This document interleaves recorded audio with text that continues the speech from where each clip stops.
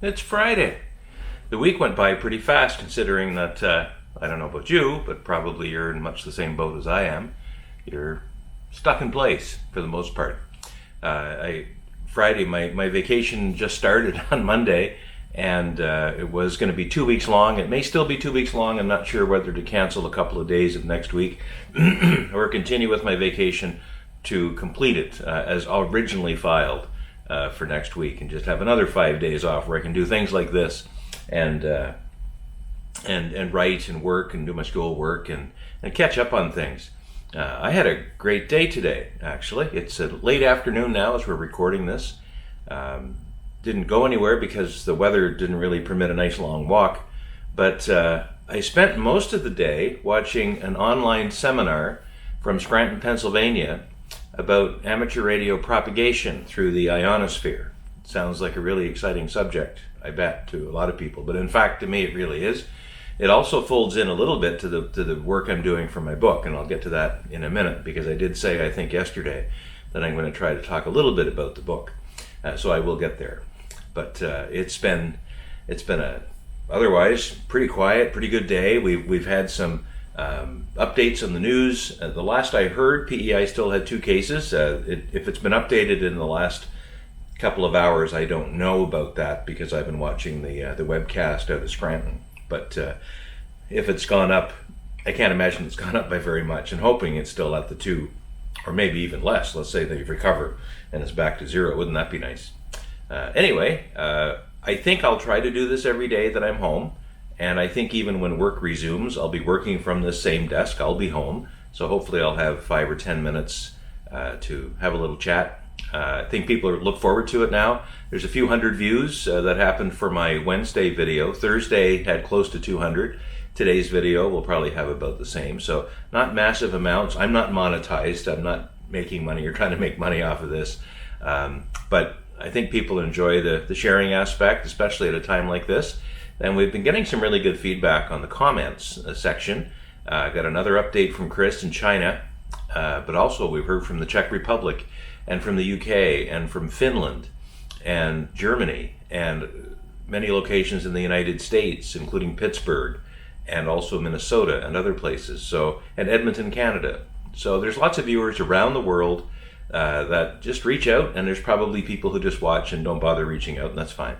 But if you do have any comments or things you want to leave in the comment section below, please feel free to do so. I do read all the comments at some point during the following day, and then I make a few notes as necessary, and I'll have a few notes here about the comments that I read yesterday and the day before. Janice said that my first video had very poor lighting, so yesterday I tried to help with that. Today I'm sitting in the same place but at a different angle, so just to give you a little variety, you're not looking at the same whiteboard with the sticky notes on it all the time. So now about the book. There's things I can't say about the book because authors are advised to be a little coy, a little circumspect about the work that they're doing. When I produce the book, it'll be copyrighted automatically because you actually create a copyright every time you make something new. That's an invention of yours in a book or a poem or song lyrics or a cutout of piece of paper, art. It's all instantly copyrighted in a way. You can decide to register that copyright so everybody knows about it, or you can just keep the copyright to yourself. And usually that's just as good as throwing something in an envelope, putting a date on the envelope, and storing it in a safe place. That's proof that you invented it at that time. And later on, if you had to prove that, you would be able to do that. Or I guess more importantly, you should leave the envelope with a trusted person or put it in a place where its provenance can be verified. So copyright doesn't cost money to do it, really. Anyhow, back to the book. When authors write a book, they probably, as they should, are careful about how they roll out their story, because if they think their story is really good, there's probably other people out there who could tell that same story maybe better because they're better writers. So they don't want their ideas for stories to be hoovered up by somebody else and then created and put into someone else's book. So I don't want other people to write my book. But I can say this much.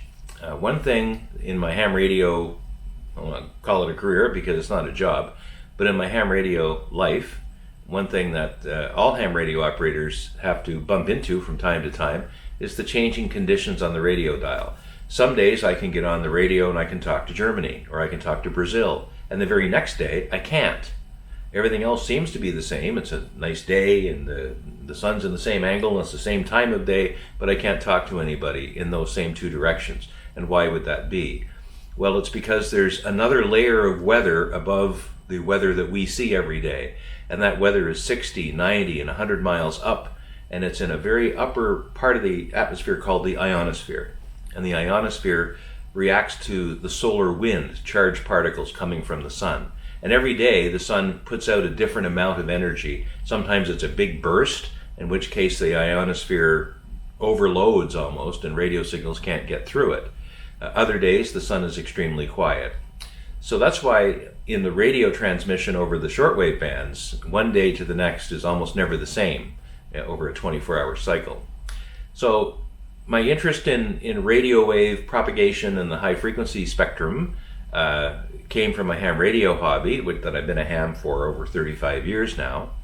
And that led me to trying to understand why that is. So I got learning about the sun and about how the sun puts out energy and about the solar cycle of 11 years. Some say it's 22 years. And the fact that the sun produces sunspots and flares and coronal mass ejections, which cause sudden ionospheric disturbances, and the midwinter anomaly in the North Pole. And there's all kinds of science that's surrounding the North Pole. And it's really interesting stuff. And then in my reading, I saw that the northern lights can sometimes be extremely bright and extremely wide-ranging. And we've had a few occasions of that in the last couple of decades. There's this, in particular, a flare in March of 1989 that caused a lot of northern lights, and I saw them that time when I was living in New Brunswick, and it knocked out power to most of the province of Quebec at the time. And the aurora was so bright that it wasn't only up in the northern sky, it was also in the southern sky. The whole sky was lit up. And the radio bands were absolute crap. They didn't work well at all. And in my reading, looking at that event in 1989 and other similar events, I came across this long accounting of how the sun's activity has gone up and down over the years.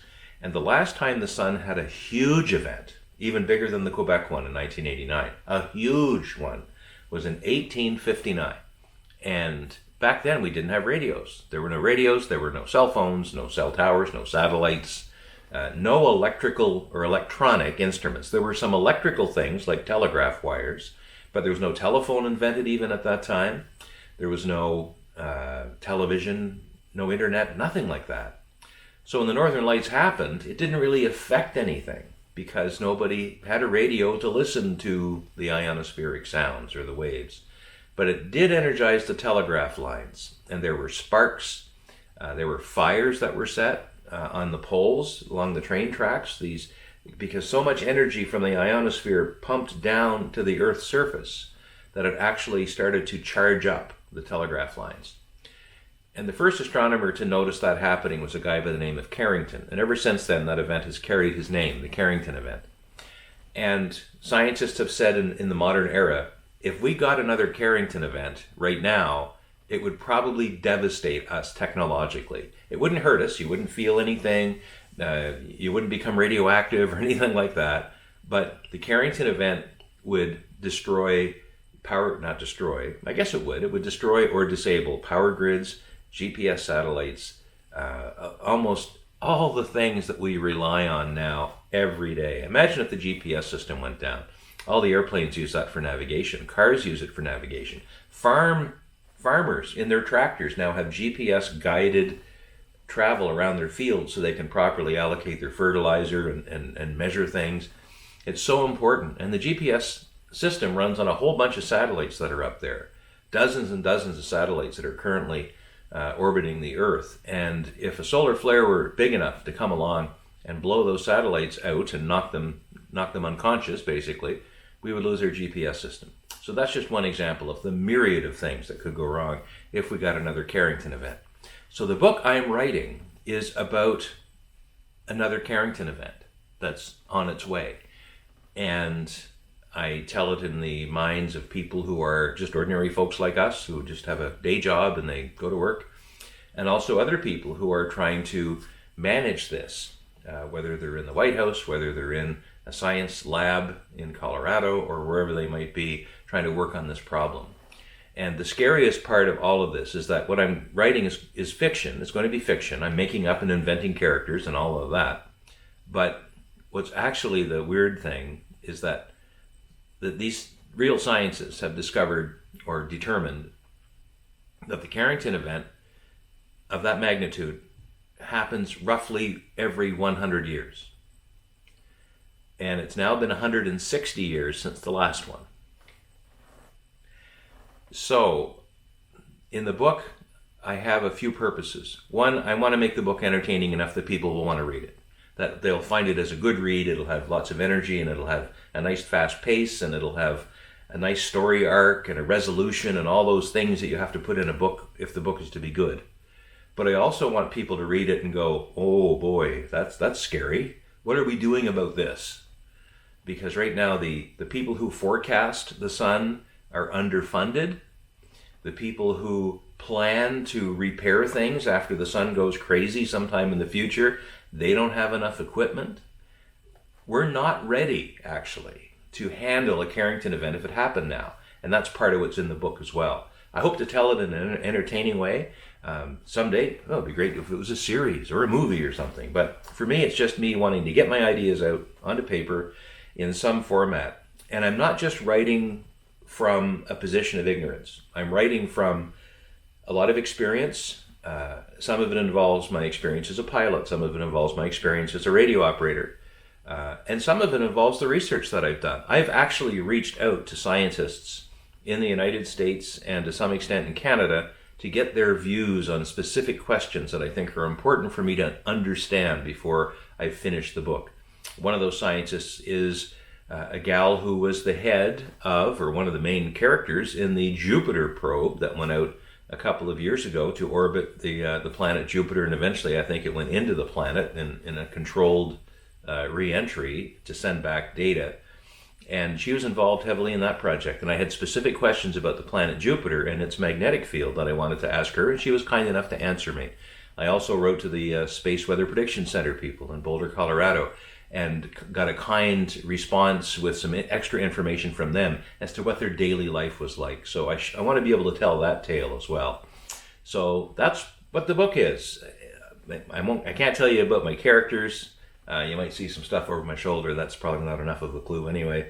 I can't tell you about the main plot. I can't tell you about the catches, the hooks, and the suspense part. I hope to roll that out in a bit of a striptease over time.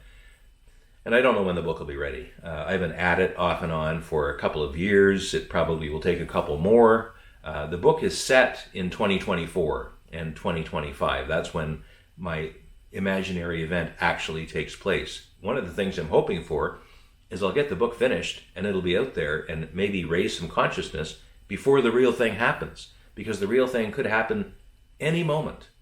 It's quite unpredictable with our current science. In the book, I come up with a prediction model that someone invents and they're able to see it ahead of time. So I have an idea how to make that, and that's going to be artificial, that'll be fake. But basically everything else, all the science in the book, the damage it'll do, the setback, the lives that might be lost, all that is essentially real and frighteningly real. So there, a couple of you wanted some information about my book. That's what I can share right now. There's probably a chapter or two I could find that I could throw online that you could read that wouldn't give away too much, but my writing professor and others have advised me not to do very much revelation about the book at all, because it's something that's my baby and I want to nurture it and get it to grow before I send it out there into the world. So that's the scoop from here. I'm going to try to make these videos shorter. I know the one last night was 24 minutes long, and the previous day was 17. I can't really see. I guess we're up to 14 minutes already. So yeah, that's not good. Anyway, so I'll go through the rest of this quite quickly. Here in PEI, as of noon yesterday, the government-owned liquor stores all closed at 2 p.m. The announcement they were closing was made the day before, And after all the people at PEI were being so well behaved at social distancing and isolation and all of that, the minute the word got out that the liquor stores were going to close, hundreds of people flooded into long lineups, closely packed lineups, so they could get their last order of booze before the stores closed down yesterday at 2. The announcement was a little clunky. It wasn't as clear as it could have been or should have been, because in PEI we have government-run liquor stores that are found in mostly the larger cities and towns, but we also have what are called agency stores, which is where the government allows a private business like a gas station, convenience store, to have a little liquor area where they can sell liquor that's not part of the government-run system. I know in some places you can walk into any gas station and just pick up a 6-pack and away you go. In Ontario, they have a Ontario Liquor Commission, but they also have a beer store network in place or in parallel to that. In Quebec, it's just a free market. I think there's liquor stores run by the government, but there's beer is basically available almost everywhere. In New Hampshire, where I go frequently, go into a Walmart and there's whole rows of beer and wine and everything. PEI, it's a little more controlled than that. So when people thought that they weren't going to be able to get any liquor, period, they went crazy. Well, crazy is maybe excessive, maybe not. They went into these long lineups, and the chief medical officer here, she was not pleased to see that, because after all the good work we've been doing to get people to stay apart, they all decided to gather together just because they needed some booze. I'm not really a drinker, doesn't affect me, but I just thought it was funny how we can forget so quickly, and then the most important thing in our lives becomes getting liquor. I don't know. I know some people need it because they have a dependency on it, unfortunately, but if it's just to have a party, who are you going to party with right now? Who? You can't really have people over, so you party alone, drink alone? I hope not, but whatever. Anyway, folks, I got an interesting email, a couple of interesting comments yesterday. Excuse me, one from Ryan, who's in Minnesota. And I had mentioned the Cuban Missile Crisis, and Ryan had mentioned that his grandfather, I think it was in the Cuban Missile Crisis, and he served on a ship near Cuba at the time, and he was really glad that obviously that nothing happened, because it would have been catastrophic if that had lit up into real conflict. And Ryan also threw in a little bit of an update from Minnesota. Things are good there, at least from what he can tell. There's obviously some cases. Every one of the 50 U.S. states has cases. Every province in Canada has cases. I don't think the territories do yet. But in Minnesota, it's well known for its advanced level of healthcare. The Mayo Clinic in Rochester, there's other branches of very elite hospitals in Minnesota. It's known as a hub of medical research and medical expertise. So I'm not saying you want to get sick, but if you're going to get sick, you want to be in Minnesota. Contrast that with New York City, where the mayor got on TV, I think it was yesterday, and laid out the ask, 25 million masks and 15 million gowns or whatever. It was crazy. And they want 15,000 ventilators ready to go for when the massive wave breaks in New York City and in New York State. And it's happening now. New York City's cases are just skyrocketing, and the whole state is in bad shape. But 15,000 ventilators, I can hardly imagine that. In all of Prince Edward Island right now, we have 2 cases that are not in hospital, just 2 cases that are recovering at home. In all of our province, we have 19 ventilators. 19. And you know what? If we keep this going, we're good. 19's enough. But in New York, man, I just can't imagine 15,000 ventilators that they need in addition, I think, to what they have. And 25 million masks? That's 2 or 3 masks for every man, woman, and child in the city. And masks are only good for the one wear, the ordinary ones, and they're even not all that good from what I'm hearing. So certain masks are good, certain masks aren't. I don't know. But I'm just glad that we're doing what we're doing here. We're holed up, having a nice quiet week, raining out there today, but got some work done, got some interesting research done for my book, because they're talking a lot about the ionosphere and solar activity and things that we can do as local people to monitor the sun using little radio gadgets out in our yards that can help feed data into this larger network that will do some more research. So That part is quite interesting for me and for the book. So I hope things are going well where you are. Feel free to comment down below if you have anything you'd like to say or any updates you'd like to pass along. If you're not subscribed to me, please do that. You'll get alerts as well if you click on the little bell that's down there somewhere. And also there's Neil and Jason and some of the other Post to Post family that are also making, I think, more regular videos now. And as I said, I'm going to try to do these on a regular basis, hopefully even once every day. So thanks to all. Be well. Wash your hands, all that stuff that everyone tells you. And let's not panic. It might take a while, but it's going to be okay. So that's all you need to know. See ya.